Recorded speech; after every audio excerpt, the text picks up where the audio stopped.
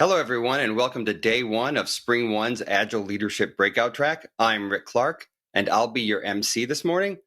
First up, I'm excited to hear Vivian Coe from Charles Schwab with Michael Cote, Henri Vandenbulk, and JT Perry from VMware discuss containerizing business outcomes. Now over to you guys. Hi, thanks for coming to our panel here. I'm really excited to go over this because it's a topic that I'm always interested in. To summarize it, essentially, a lot of what you hear at Spring One and other conferences, as we saw in a couple of the sessions this morning, are like great new features and technologies and ways of doing software and running infrastructure. And I'm always curious, aside from those delightful applications, as we used to joke, that allow you to put hats on cats and pictures and keep up with your old classmates. I mean, those are all great. I enjoy them. But I'm also always interested in how those kind of innovations and new features help out other industries, specifically the ones that I interact with, so that my life becomes better, because I always enjoy some good software with the organizations I work with. But less flippantly, just in general, how they're working out at, what I would call larger enterprises that aren't necessarily technology vendors.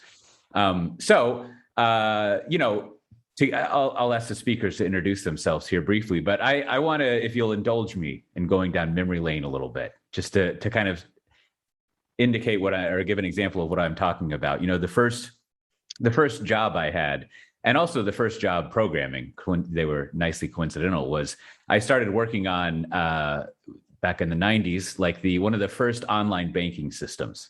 And I bring this up as an example of how a new technology like the internet and web browsers and programming, I mean, you could even say HTML as a technology, but web apps actually had a huge effect and a huge change on an industry. And maybe people who live there don't remember this, and maybe no one's ever experienced this, but it used to be you would get out this piece of paper in the United States if you wanted to give someone money, and you would write their name and a dollar amount on this piece of paper and hand them this piece of paper called a check, which is a weird technology device from, I think, maybe the 1300s. I forget when that debuted and what disrupted the industry of bags with coins in them. But obviously, you can think about what online banking did. I don't think we even think about it anymore as an interesting technology that exists because of, at the time, the internet and web pages and things like that. But it was massive and huge. And I think we all benefit from that, whatever you may be doing, assuming you use banking. No more checks, unless you really want them. I mean, I guess there is the absurd case. This might be a fun thing to touch on, how the more things change, the more they stay the same. Every now and then I get a check, and I have to take a picture of that check. And then I have to put that on my iPad and take a picture of that check so that I can mobile deposit it, if for various reasons. But it gets absurd after some time. But even that is pretty amazing. So anyhow, those are the kind of applications that directly change and improve how a business works that it'll be fun to talk about. So with that, why don't y'all introduce yourself? We'll start with you first, Viv. Hi, my name is Viv Coe. So I'm a VP and Managing Director of Digital Product at Charles Schwab. So I've been a product manager for probably way too long than I care to admit, for over 20 years now, and have led various product teams from back-end utility platforms to regulatory products to kind of end-to-end user journeys that encompasses, front-end digital experience. I've always been in the financial services sector, and I've been in fintech startup, and with a much heavier focus on kind of the digital transformation over the past 4 to 5 years. At Charles Schwab, which I have left a couple of years ago and recently returned to, I led a digital accelerator team that's designed to transform the way we quote unquote do product and to drive digital transformation. It was like a mini startup and an incubator of best practices within a large organization. And after I did that at Schwab, I went to a fintech startup and I was the head of product of this company that was about 1,000 people. And so recently, again, I mentioned I rejoined Schwab, and here I am, and super excited to be part of this plan. How about yourself, JT? JT Perry, recently joined VMware as a Tanzu Value Advisor. Before that was a CIO at Primera Blue Cross, and before that had a really cool role as a VP of Business Transformation. And what was super unique about that was a foot firmly planted on the business operation side as well as on the technology side. So it was a part of launching Primera's provider practice, a small part there, as well as a unique integration with a large provider up here in the Seattle area. As well as a replatforming of Primera's digital assets as well. So really a cool aspect and view of both the traditional technology side and business operations. Before that was in kind of some healthcare adjacent type stuff, primarily insurance, led IT of disability reinsurance, the largest U.S. reinsurer of disability, and then led transformation at both Sun Life and Assurant before that. So pretty exciting roles through my life. And yourself, Henri? Yeah, Henri Bennebalk. I'm also executive advisor at VMware. I work with a lot of the Fortune 500 financial services companies with VMware globally, which is a lot of fun. Get to work with different companies and see how they are transforming. Prior to that, I was in leadership roles, many financial institutions. A little bit of a stint at NASA for about 4 years was a great experience to see how NASA transforms themselves. So you see some of the things out there now, like SpaceX and the way we're doing those on it. We did a lot of trading platforms, modernizing those, and a lot of new trading capabilities that are being rolled out in a couple of financial institutions. So excited to be here, Cote, talking about these topics. Yeah, well, I appreciate all of y'all being up for this, and I think we'll have pretty good coverage from finance and healthcare, basically, which I think are two. There's always no end of fun things to do with software in those industries. I'm especially excited that we have Viv on because I use Schwab frequently. So maybe we'll get some future feature release notes and see what new features are going to be in there. That's it's always fun to see something going on in that little app that I use. Anyhow, so I thought as always when thinking about how software is used, even a good programmer or product manager knows that you want to start with the problems that you're solving or the opportunities that you're addressing. What do we call it? The value, the business outcomes you're trying to achieve. So I thought it would be good as a way of getting into that when it comes to finance and healthcare, what do you all reckon are the top 2 or 3 problems or problems is a negative way of putting it, but the big deals, they could be problems, they could be requirements, it could be massive opportunities. But if you were to talk to the the boards and the senior executives at these companies and you're like, what do you really want to get done? What needs to happen? What are the common things that many of them would say? And why don't we start with you, Viv? Yeah, not to over trivialize things, but I'd like to kind of boil it down to kind of one key thing I'd like to achieve, right? I want to strike the balance of delivering this delightful experience to our end users and our clients without sacrificing the value that I can deliver for the company, right? It needs to be, I'm very greedy in the sense that it needs to be win-win-win. Now, let me break that down just a little bit because that was very, very broad. But again, as a product manager, my teams are always trying to optimize kind of the value, the feasibility, and everything that we're doing. And so a few things are things that are keeping us up at night. One is the industry regulations.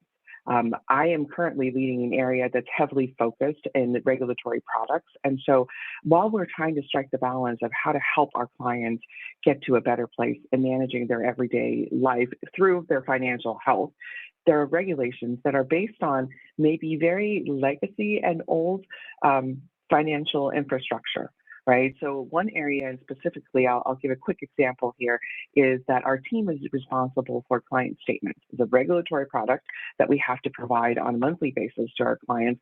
And the goal is good. Obviously, we want people to be able to see how their portfolio is performing, how to spot potentially fraudulent transactions and things that are out of the ordinary. However, that's not the way that we conduct our business lives or financial lives now. We don't wait until the end of the month to actually see a static piece of paper or a PDF that you can launch online to actually check all this stuff, right? So in order to strike that balance and to better protect our clients, which I believe is the intent of the original regulation, we're really trying to see how we can motivate our clients to engage with us online via digital channels so that they can see things more real time. Now, the problem is the conflict with the regulations and the way that they were written. It's because everything is very paper-based. We believed that a hand delivered piece of paper to someone's mailbox is the most secure delivery channel, which of course is baffling, right, to all of us who live our lives currently. So that's just one example of kind of some of the problems that we're trying to solve so that we can strike a balance between staying compliant with our regulatory obligations, as well as giving clients the assurance and the protection they need, and also enabling good behavior. And of course, I won't go into additional details there, but I'll let others chime in as well. But there are, of course, other things that we're trying to solve for, like things like data security. I do not want to end up as a headline on the Wall Street Journal one day, right? So all of those things are going into striking that balance of low friction, high value, and how do we fit in the times of the day? Yeah, that's interesting. I think what I read the most, as you say, boiling down what organizations want to do is customer experience or making things delightful. And I think, anyways, I think balancing against regulations and governance is what becomes particularly fascinating with larger companies, right? Because it's part of the feature set that you have to deliver on, and it can be, as you point out, challenging because it seems like there's parallel dimensions that you're dealing with, which is, according to movies I see, always difficult. Well, how about JT? How about in the healthcare world? What are similar like big problems or opportunities that people are working on? I'd say similar to like Viv is trying to tackle on the finance side. There's this regulatory world, but if I would boil down what's going on in the healthcare world right now, I would use the word access. Access to care. There is this pandemic going on, right, which has really challenged how people interact with the healthcare system, right? The concept of, a lot of hospitals, even unfortunately here in the U.S. right now, are overwhelmed with COVID itself. How does somebody who is sick, needs healthcare, but isn't suffering particularly from COVID, how do they get access to care? How do we do that? So you've seen the just blossoming of telehealth, the idea of seeing your doctor over Zoom, which existed at kind of this background low level before the pandemic, but has come to the foreground as a part of that. Building off of that, this concept of hospital at home. So just even going forward, how do we let people recover or get treated at home? We know outcomes are better. There's kind of this flippant point, like the worst place to be when you're sick is in a hospital. You've got somebody coming in and poking you every 2 hours or 3 hours to see how you're doing and check on your blood pressure, and there's noises and all of that. But there's also a lot of infections in hospitals, frankly. The healthcare providers are fantastic with their infection control and keeping control of that, but you still want to minimize your exposure to other illnesses. So there's a lot of experimentation, like how do we give somebody chemotherapy while they're at home, or if they're recovering of a heart patient, how can we have them at home and still have a nurse at a nurse's station, so to speak, monitoring your heart rate and respiration and all of those things, but yet you're more comfortable at home. You're less likely to be infected at home. But related to that access, though, is, that's a very privileged statement to be able to say that you have a home and that you have broadband access and that you could be at home. So how do we tackle these social determinants of health, and how can technology help us with that? Another way that access comes into play is access to information. So similar to the finance world, healthcare is incredibly regulated. This is a place where regulation has kind of given the industry a kick in the pants and moving it forward. Related here to Spring One, the API ecosystem in healthcare is about to rapidly expand. There's now a standard been put in place, the HL7 fire standard, that really mandates that you as a customer can have an app that you can go to your provider, you can go to your health insurance, what we call the payer side, you can go to pharma and say, give me all my records. Let me see this, right? I think we take for granted the Mint on the finance side that really started this, or was the first big instance of tying things together. But now I know I can go to my financial institution and bring information from all my other financial institutions together. That world is now starting in healthcare, and we're right at the beginning of that. So, I think it's access to healthcare. How do we ensure everybody has equal access to that? And then access to information along those lines is really gonna dominate the conversation over the next few years. So how about yourself, Henri? When you look, not only in finance, maybe rockets as well, perhaps.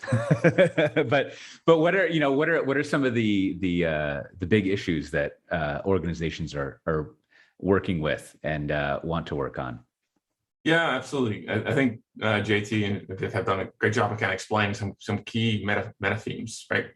But I also like to kind of put it a little bit in a business perspective of what are some fundamental things that have changed that are driving these things. Besides the pandemic, obviously, I think a couple of things that are happening is one, low interest rates that are happening in the financial services industry is really changing a lot of the business models. Combine that with customer desires of not wanting to pay fees. And to put it in perspective, those used to be the bedrock of a lot of financial institutions on how they made money, right? Either on fees or using the interest rates to create deposits and then loaning out the money, right? Those days are kind of gone with the low interest rate. At the same time, the other thing is that they're trying to maintain and gain their customers, right? And so the pandemic has kind of shown, like, what capabilities do you provide as a financial institution that wants me to stay there? So to your example, Cote, like, can I still deposit my check, right? Those things are still real. Or how can I still interact with a branch? Or what does the branch of the future look like, right? My interaction channels as well. But they're all gravitated towards, and this is the reason why they create these digital experiences, right? Because it's to maintain and gain customers. Because in the end, financial institutions are gravitated towards this notion of creating trust with their customers. And as part of the trust, you really want to be able to kind of do cradle to grave financial capabilities, right?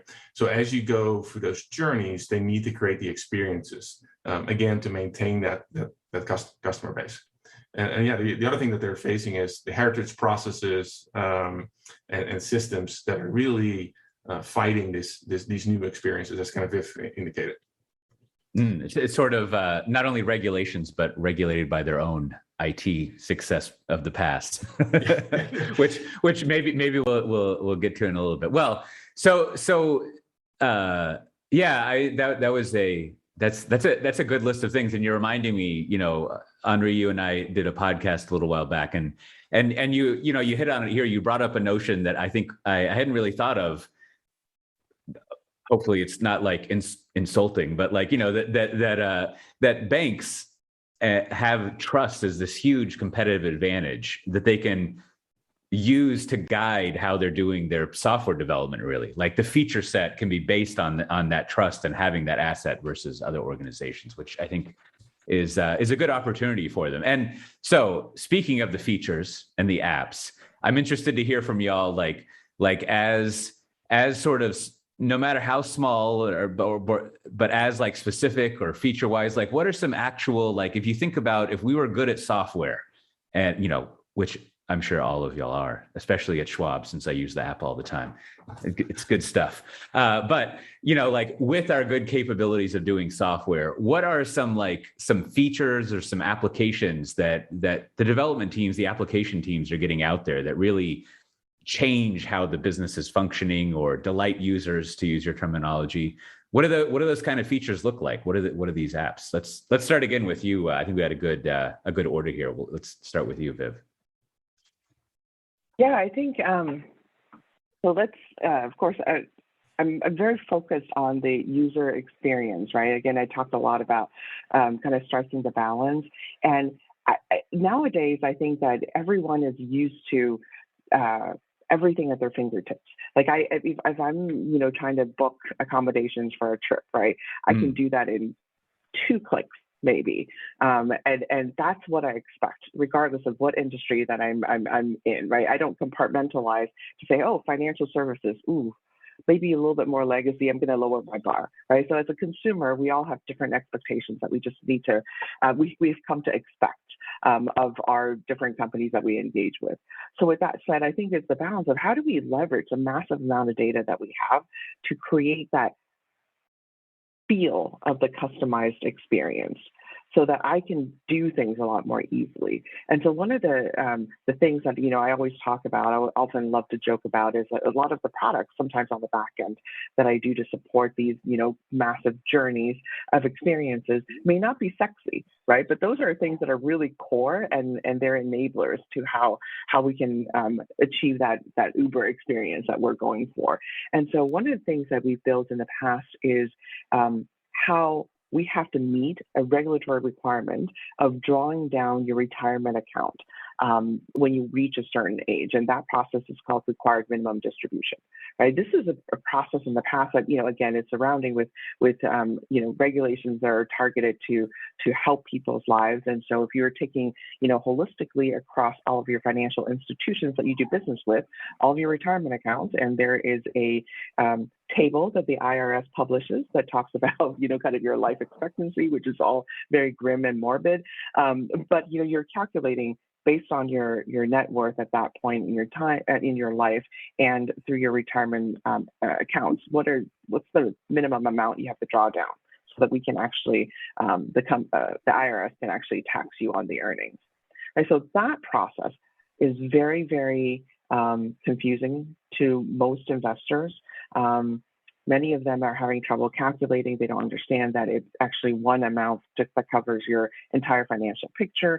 And so everything is manual. They call their financial advisors, they call the service reps, and they're trying to manage this area. And by the way, if you do not take your required minimum distribution, the IRS actually fines you 50% on the amount. So it's one of the heaviest, fined activities for a taxpayer, right? So this whole topic comes with a ton of angst. Now, when I was thinking through how to solve this problem for the clients, that also, of course, solves the problem for the financial institution, because if we can automate certain things to help clients to mitigate the anxiety that they have, to help them manage this through process, we know that this is going to turn into, I like to call the moment of delight. That will go into what Henri was talking about, building that trust, right? And so how do we combine, kind of the experience that we want to present on the front end to build that trust, while giving clients what they need if they need sort of the help on a one-to-one basis with their financial advisor or whoever it is that they're dealing with in a financial firm. And so we developed this app, which is, again, it doesn't, on the surface, doesn't feel super sexy. It's something that helps you determine what amount you need to draw down from your retirement account, and basically just transferring money right out of one account and putting it into another. It's not super sexy. It's kind of like taking a picture of your check on your iPad and then taking a picture of that. It's not super sexy. But the overwhelming feedback that we've received from clients, it's amazing, right? Because we are actually not realizing how much this one simple act of helping someone going through this process in literally as little as 3 steps have actually erased months of anxiety as it comes to, time to file taxes. And so those are the things that truly is motivating, for a product team to be building and pushing out in the marketplace. And of course, in the financial world, I'm always pushing for that one-click experience. It's hard to do because you always almost have to have a 3-step, right? The first step is someone take an action. The second step is review. Are you sure? And then the third step is submit, right? It's to kind of strike the balance. But that's what we're trying to do. It's like no more than 3 steps. How can we make it easy for everyone while also enabling scale and automation and efficiency on the back end? Yeah, it's interesting. Like, I don't know if this applies to the drawdown you were just talking about, but it makes me think of what you mentioned earlier, that you would give the account summaries or the regulatory thing on a 30-day basis. And now, I mean, you could do that. Well, the pipes, so to speak, exist that you could do it instantly, like you could do it within minutes. But what that requires is all of that plumbing in the background, and also making sure that that's actually okay to do. And that's, I mean, what you went over is another good example of shortening the window of doing something. Like in theory, Schwab has all the data to tell you at any given minute what that amount is and how many days it is, and to start warning you about it. I mean, it's but it's a lot better than having to go look in your mailbox to be notified that you need to do something. And there's nothing like a hefty fine from the IRS to prove ROI of a feature and motivate people. But add to that, sorry, Cote, is that especially in financial services, right? It's the number one or number two stressor in people's life is your financial wellness, right? So like what Viv is saying, like reducing that toil. But I think there's a flip side also of a lot of data being more real time, is it also creates a lot of anxiety, right? Think about what has happened over this last year, younger kids getting involved in trading, for example. And think about you looking at your gains and loss tab on your Schwab, for example, right? And the market moving and the anxiety that creates as well. So as financial institutions, the other thing that needs to really come into play as well is reducing that financial anxiety that happens when you start seeing all these things happening so fast, right?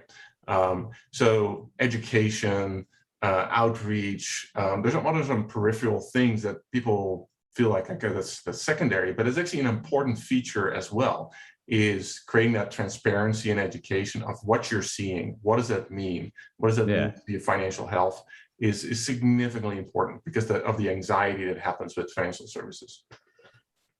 Yeah, that's a good point of thinking of the delight you're trying to deliver as calming, keeping people calm and assured, and back to the trust. Well, speaking of areas that always need a lot of calming, JT, when it comes to healthcare, what are some similar examples of like we use the capability to do really well designed delivered software, and it either calms someone or help them out, or just maybe even solved a boring problem on the back end. Like what are some examples you have? In healthcare is earlier in the journey, generalizing, right? But we definitely, I think about the providers and like Viv and the banks have trust because we entrust them with our dollars. Providers or doctors have incredible trust, right? Like people let them see them naked, right? And when you think about levels of trust and all of that, so how do you use that to say, no, this is a place you can come and you can trust this information, or we will help you through this journey, right? Stereotypically or generally, people aren't interacting with the healthcare system on the best day of their life, right? That there's exceptions to it, but largely you're sick, or a family member's sick, or long-term illnesses and things like that. So how do we ease the burden? And today, I would argue interacting with the healthcare system, all aspects of it, is full of burden, right? Just even getting an appointment is a large challenge today. Finding a doctor who's in this thing called a network, like what's a network, right?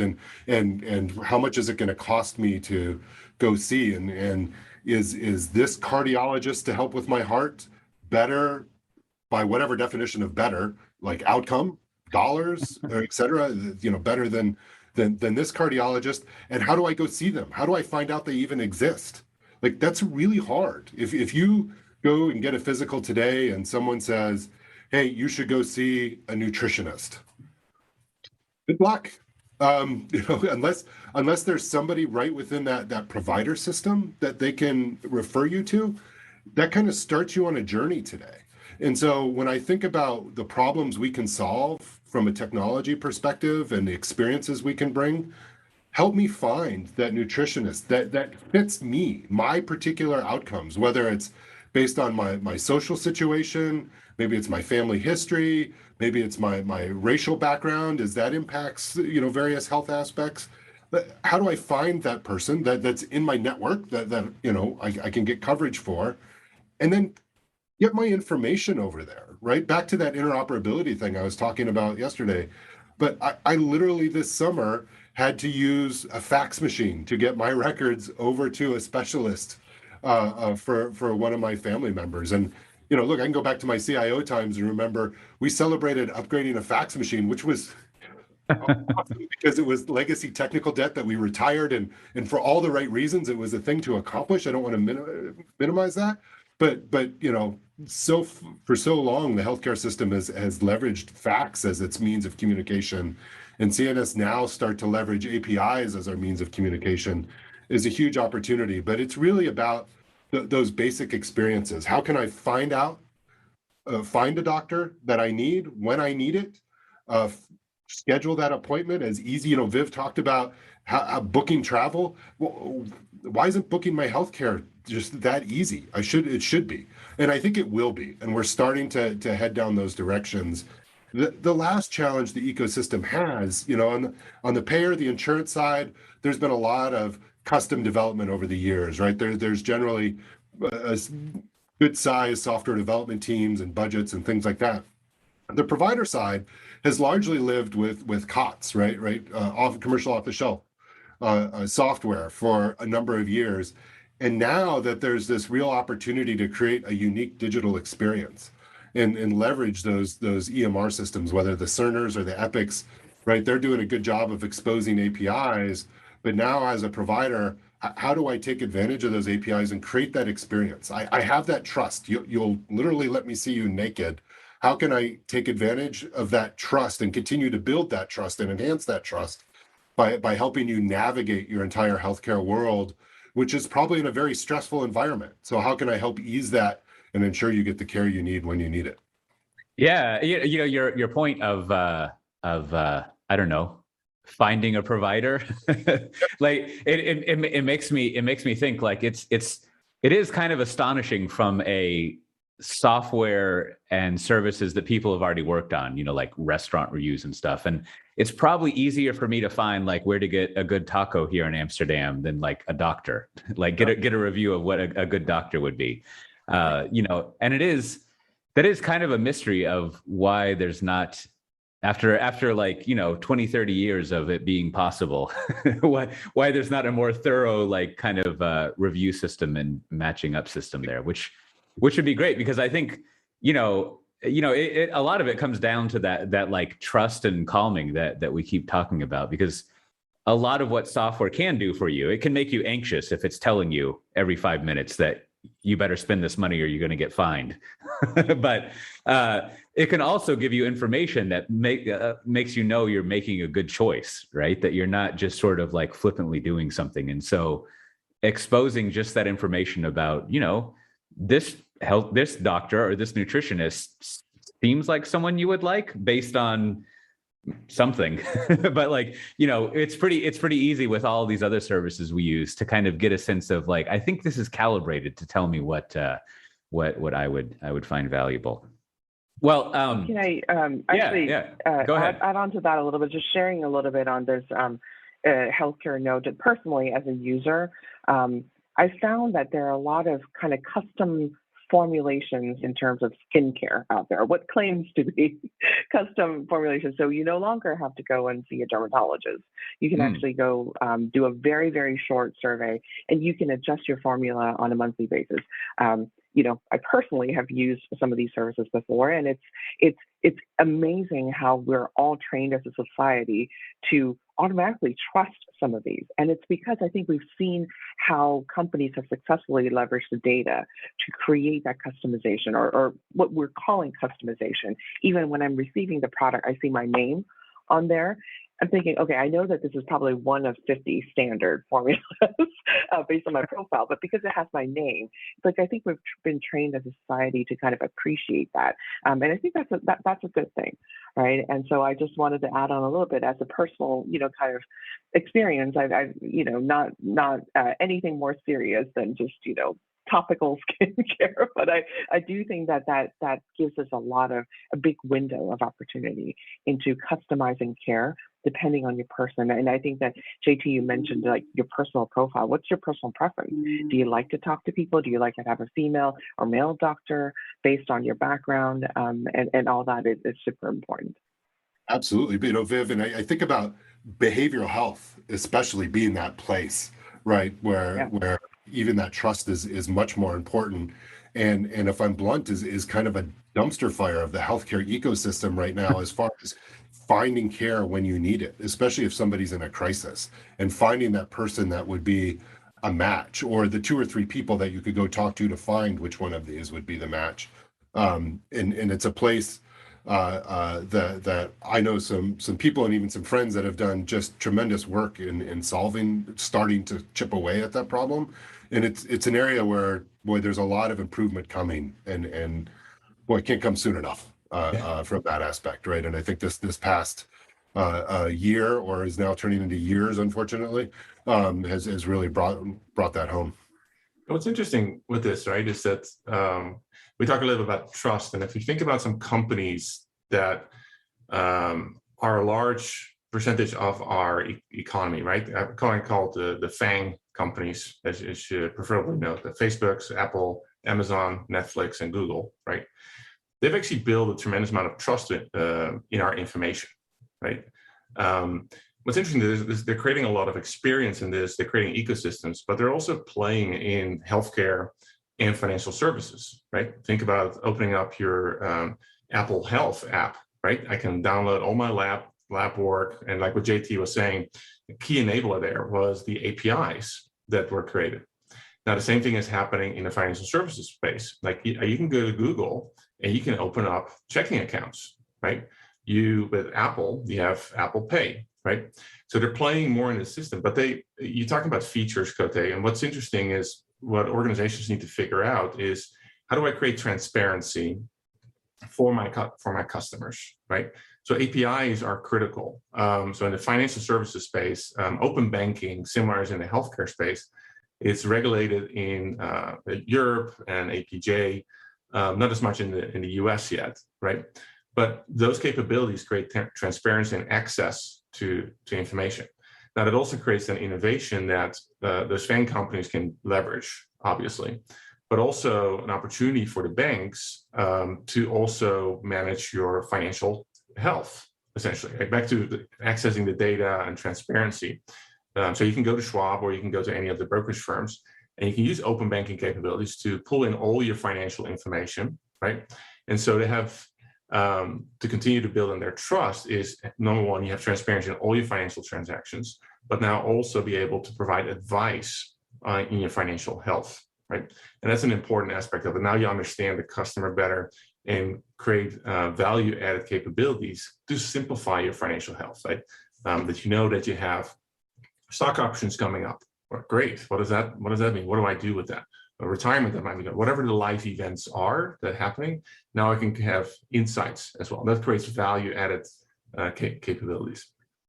Yeah, it's one of the. I remember several years ago, data was taking over the world, or it was the new oil, or something like that. And as y'all have mentioned several times, there is a lot of data, and as you were kind of alluding to, Henri, like it seems like what's valuable is to be advised what you should do next. Like just like looking at a bunch of data, it's kind of like, when I don't use the Apple healthcare stuff much anymore, because by the places I go to now don't integrate with it, or I don't know, maybe I've got the wrong region set in Apple. But when I did have it, I was very excited to like go look at it. And then I realized very quickly, I have no idea what I'm looking at. And there sure is a lot of it, right? Like my lab results and all kinds of things like that. And, what I wanted from that experience was just like at least an insight or something, right? Other than, just these records, like literally the blood work to add to that. And that seems like, that seemed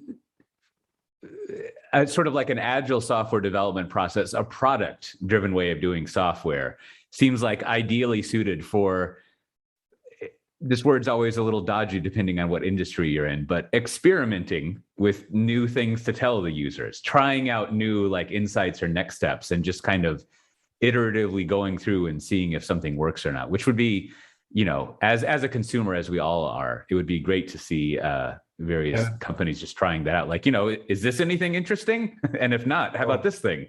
You hit an interesting spot, and this is what financial services and healthcare have struggled with, right? Because they have this implicit trust, making all of a sudden some sort of recommendation based on that data, regulatory, and maintaining that trust. That's been hard to build features around this. For sure. Okay, like all of a sudden, your health information, and all of a sudden, I remember the story of I think Target making a recommendation to an underage girl based on certain data. That didn't work out very well, right? They lost trust within seconds when they did that. And same with financial institutions. But I think there is still, you can incrementally experiment, right? It's just, don't make the big advice. It's still a human interaction for most part. But simple stuff you should be able to figure out as features, right? A small experimentation is still good. So you shouldn't be afraid as a financial institution or a healthcare company to experiment. You just have to minimize the experimentation and still rely on the human aspect of it, of the interactions, right? Absolutely, Andre. I think time. Oh, go ahead. Sorry. We talk about, from a healthcare perspective, how do you give somebody information, but how do you tell them whether they need to take action, how quickly they need to take action, right? You think about, the extreme example, Apple Health shouldn't be the one to give you a cancer diagnosis, right? Like that would be a disaster. I know it's funny, but I mean, it's a real problem, right? How do we're about to let everybody have real-time access to their data. So what happens when you get access to that record before your doctor has had a chance to have a conversation with you? Like that's a real thing we're all trying to figure out. And to your point, Andre, it's how do we make these little increments, right? But stay within the regulations that now say, no, in real time, I can have Fire API access to my data, right? And on all of those. So there's a whole lot of experimentation, and how do we do that safely? But as a culture, not use that safe word as a reason not to push and not to experiment and not to, right? That's a really easy way to kind of cop out on some of this stuff. And so Viv, I'm sorry I stepped on you. What were you going to say? Yeah, thank you for that. I was thinking like time comes at a premium for all of us, right? And so it's about that thoughtfulness of what we're putting in front of consumers and investors and our clients. And so it's like you have to strike the balance of that creep factor. We don't want to say we know everything about you and have something so customized that you're like, ooh, we're spying on people. Don't want to do that, because that's one way to lose the trust of folks and to freak them out. But on the other hand, it's like I also don't want to, in our experimentation, which we do, we put out different experiences for our clients. I also don't want to just put something and see if it sticks to the wall, because once it becomes irrelevant or it kind of trends in that direction, then the clients will kind of turn us off, right? They're like, oh, this is senseless marketing. We don't want to engage. And so it actually is very, very hard. It sounds very intuitive, but it's very difficult to do, to strike that right balance. And I think that a lot of what we do is to strive for that engagement, but meaningful engagement, right? We all have heard these stories about the vanity metrics of email open rates and things like, they don't really make any sense, or people just logging in, landing on your site. These are all vanity metrics. And how do we enable those meaningful engagements? And I really like what Henri was talking about here. Like, it has to be married with the human interaction. And so what I would like software to do is to take all the heavy lifting that is maybe considered in the back end, maybe lower value, to give that unique customized experience, take that away from people so that people can really invest in the moments that truly matter to build that trust and experience. Well, that's a good segue into. We'll see if it'll be unfortunate when we run out of time. There's so many little questions I have jotted down here, as I'm sure y'all do. But one of the things I wanted to have towards the end here is, so to your point, Viv, and like JT and Henri, like there is this interesting notion of, I like the word you use, like thoughtfulness in your software, right? And a lot of that, as you were alluding to, has to do with spending most of your time, as I'm putting this in air quotes, as developers, right? Which is actually, all actually writing the software is just one part of the overall thing of coming up with the software and the products and the features and running it and all of that. But it seems like frequently what you really want is to spend as much time thinking about what people are doing with your software as possible and not other things. Oh, but so true, Cote. Sorry to take it on a tangent, but I love how you phrase that, right? Is listening to our kickoff of this, we're talking about developer flow, right? And it's actually it's a good thing to have flow to do things. However, if we just create flow and just quickly creating experiences as a developer, and it's fantastic, without understanding and being empathetic to who's the end customer of these things, right? I remember, like, when I joined a financial institution, on the first day in technology, we did a day in the life of, and that really changes. And I almost encourage every developer to do this, right?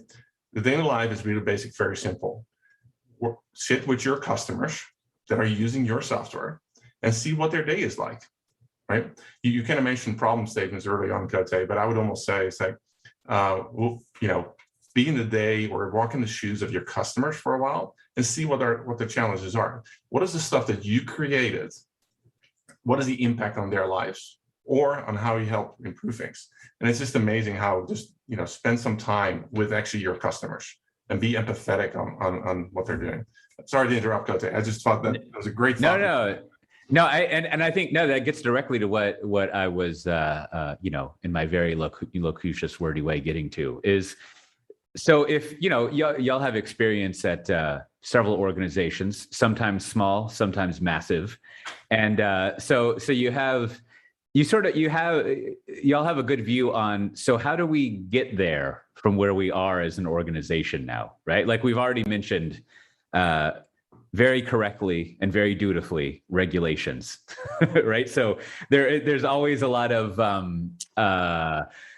delightful interactions with regulatory process and people to work on, which is incredibly important, right?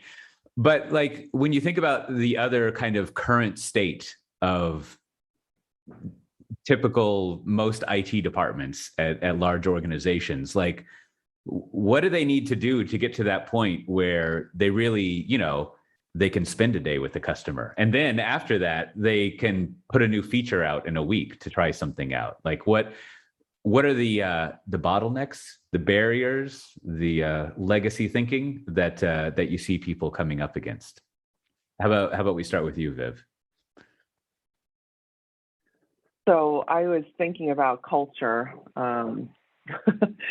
There are two facets, right? There's like the microculture that I think that I am a self-professed like OCD person when it comes to cultivating, kind of that culture that empowers the team to all come together to figure out, okay, what do we do in our next step, instead of being, just kind of reactive to what maybe regulators or kind of company-wide directives are. Like, let's understand the problems that we're trying to solve and then go do our part in solving. Because I am a hopeless optimist, right? So I know that I believe that everyone wants to do good. And if you're working together and if I'm telling a compelling story about this big, massive problem that we're trying to solve, we can get people there. So the example I was using about required minimum distribution, we truly brought everyone, right? It doesn't matter if you're doing QA, if you're like a data scientist on the, supporting us, or if you're marketing or a developer. Everyone joined us in these a day in the life of events, right? Where we are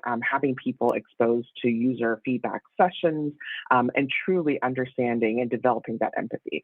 I think that's critical. So as Henri was talking about the empathetic topic, I was getting really excited because that's really critical to help people do things. But again, besides the microculture that I think that we all have a lot to do with that, and we can help shape what we want that our teams or product teams can do. There's this macro culture that it's going to be much harder. I know that there are various industry groups that are trying to work with the regulating bodies to try to affect change, to influence and all that stuff. And that I don't mean to take a more passive stance on that, but that will take a lot of time and a lot of effort and a lot of attention to try to move that. And so, but I don't think there's any stop or pausing in momentum, right? There are people who are recognizing, again, what a lot of the regulators have put out there years ago are fundamentally at odds with the original intent for the regulations. And I think that we are slowly seeing that people recognize that, and we can, kind of slowly move things away from that. Yeah, I think the forgotten intentions is the source of all kinds of problems. Yeah. all the way down to software, and then how industries run. We just sort of go into I don't know, efficient zombie mode. like executing on them and forgetting why. I wanted to I wanted to ask to follow up on what you're saying, Viv. Like, how do you have any experience you can share in changing the way that someone thinks culturally, right? Like as you were going over it at first, I was thinking, normally someone who's working on IT or working with software, you kind of have this mentality of I want these things in the software.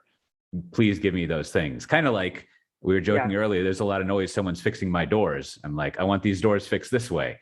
But it's more of I think you have to change it around to not necessarily just do command and control, but some other way of, I don't even know, being more creative or something. But how have you figured out transitioning people between those two modes? Yeah, I think transparency is huge, right? And so I've had, this is going to sound a little silly, but when you're talking to your children, like I myself, when they're a toddler, they ask why. Go take a shower, why? Right? Go eat your dinner, why? They're challenging authority, but also, that's a critical skill to develop. I think that as we grow up and develop in our mental capacities, we forget to ask that. And so a lot of times it's about transparency and sharing the problems we're trying to solve for. And I've actually had those very frank conversations with folks. It's like, I'd like you to think, why are you working on this thing? I think we do a lot of, having been in product for many years, we start backwards. We're obsessing over our product or the platform that we're responsible for and saying that, wouldn't it be great to develop these features? And we develop a bunch of things that no one really uses. And so we're really trying to have those frank conversations with everyone on the team to say, imagine truly yourself in someone's shoes.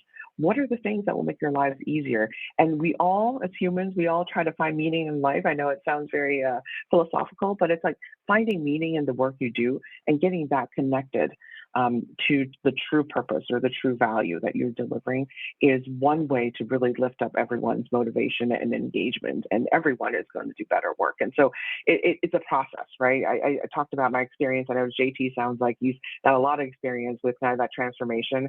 Change management is really hard, and it takes a lot of time. And I think that it's not just about building the trust with your customers, it's building trust with the people that you work with and being able to say, hey, I don't know what the magic bullet is. I don't know what the answer is, but let's figure it out together. And having that humility, I think it's very critical to driving that change. Well, so just we only have a couple minutes left. So I wanted to ask a quick fun question at the end. I always try to do that. And so for each of you, I'm going to answer last because I'm making up this question as I talk. So I'm going to have to think about the answer. That's the benefit of being a host, is you can buy yourself time to come up with things. But if you think about the various kind of apps or software, whatever that you've used recently, again, we'll make it a little difficult. Again, from regular companies, not the fangs out there. What's the last thing you remember using in that software where you were like, "Wow, this is pretty amazing. This has made my life better." Like, let's leave out with some inspiration of some things that you've encountered that were a good example of helpful software. And we'll start with JT. Sure. I hate to give a healthcare one, but I'm going to because it's But plug out for a company that I have nothing to do with, no investment in or anything. But Zoom Care up here in the Northwest has really kind of flipped some aspects of the primary care interaction on its head. And they've started with a digital experience. But the idea that If you want a physical on a Sunday, because that's when you have available, like you can just make that happen, and you can decide that morning that that's the day you want to make it happen. And to this aspect of I can get all my information and transferred around and all of that stuff. They've done a pretty phenomenal job with it, and it's something we've taken advantage of several times over the past year. How about yourself, Henri? Just a quick one. Yeah, I think so. I'll go outside of our industries. I actually find the Southwest app for making changes to flights. Yeah. It's pretty amazing for a carrier like that and how easy and simple they do things without any issue compared to some of the other airlines that are out there. It's amazing how they've actually focused on experiences. Hi, Henri. Thanks, Vivian, Michael, Henri, and JT. We're out of time. Just as I anticipated, that was both informative and entertaining. Please click on the link that should be in the Talk Slack channel to ask questions and continue the discussion with our speakers. I highly recommend that. It's one of the best things about these virtual conferences.